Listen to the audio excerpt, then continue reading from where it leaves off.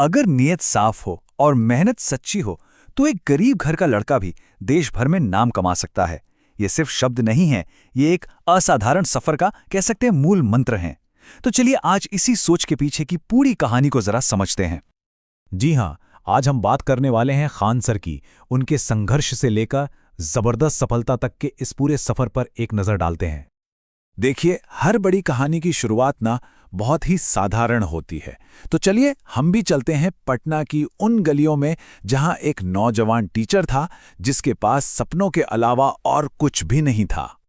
मतलब जरा सोच कर देखिए, कोई बड़ा सा कोचिंग सेंटर नहीं, कोई फैंसी कैमरा या माइक भी नहीं था। तो क्या, बस एक साइकिल, कुछ चौक और एक बोर्ड, बस यही थे उनके शुरुआती हथियार जिनसे वो ज्ञान बांटने निकले थे। और ये जो सफर है ना, सच में हैरान कर देता है। एक तरफ सोचिए, साइकिल और चॉकबोर्ड से हुई एक छोटी सी शुरुआत, और आज वो लाखों स्टूडेंट्स के लिए एक प्रेरणा बन चुके हैं। यही बदलाव इस कहानी को बहुत खास बना देता है। लेकिन ये सफर इतना आसान भी नहीं था। जब उन्होंने फैसला किया कि अब ऑनलाइन दुनिया में कदम रखना है, अपनी बात और लोगों तक पहुंचानी है, तो उनके सामने ना एक के बाद एक कई बड़ी चुनौतियां आकर खड़ी हो गईं। और ये चुनौतियां कोई छोटी मोटी नहीं थीं। हालत ये थी कि उनके पास अपना खुद का मोबाइल तक नहीं था, लैपटॉप तो खैर बहुत दूर की बात थी। दोस्तों से फोन उधार लेकर और एक टूटी फूटी टेबल के सहारे उन्होंने वीडियो बनाने का काम शुरू किया। और इन सब मुश्किलों के ऊपर से धीमा इंटरनेट, वो तो एक अलग ही सरदर्द था।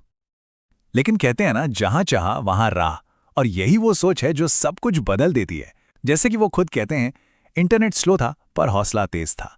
कमाल की बात है, साधन भले ही कम थे लेकिन उनका जो जज्बा था वो किसी भी इंटरनेट की स्पीड से कहीं ज्यादा तेज था। तो सवाल ये उठता है कि इतनी मुश्किलों के बाद भी कामयाबी मिली कैसे? जवाब छिपा है उनके एकदम अनोखे अंदाज में। चलिए अब कहानी के अगले हिस्से में चलते हैं और देखते हैं कि कैसे उनकी सादगी ही उनकी सबसे बड़ी ताकत बन गई।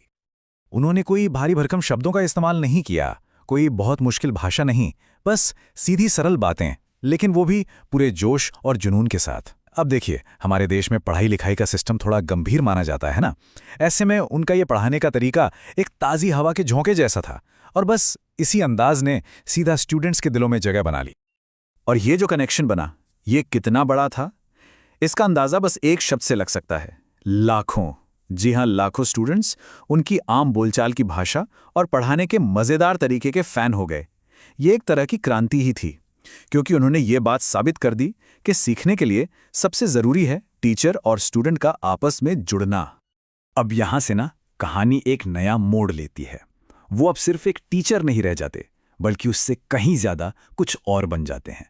चलिए देखते हैं कि ये बदलाव आखिर हुआ कैसे। तो देखिए, उनके इस पूरे सफ़र ने उन्हें एक ऐसे मुकाम पर पहुंचा दिया है जहां आज खान सर सिर्फ एक टीचर का नाम नहीं रह गया है, वो अब एक सोच बन गए हैं, एक पूरी विचारधारा। और इसी के साथ हम घूमकर वापस वहीं आ गए हैं जहां से हमने ये कहानी शुरू की थी। अब ये लाइनें सिर्फ एक कहावत नहीं लगती है ना? ये तो उनकी पूरी जिंदगी का निचोड़ लगती है, एक जीता जागता सबूत। तो ये पूरी कहानी हमें एक बहुत ज़रूरी सवाल पर लाके छोड़ देती है कि आखिर कामयाबी के लिए ज़्यादा ज़रूरी क्या है, ढेर सारे साधन या फिर एक ऐसा हौसला जो कभी हार ना माने? शायद इस सवाल का जवाब हम सबके अंदर ही कहीं छिपा है।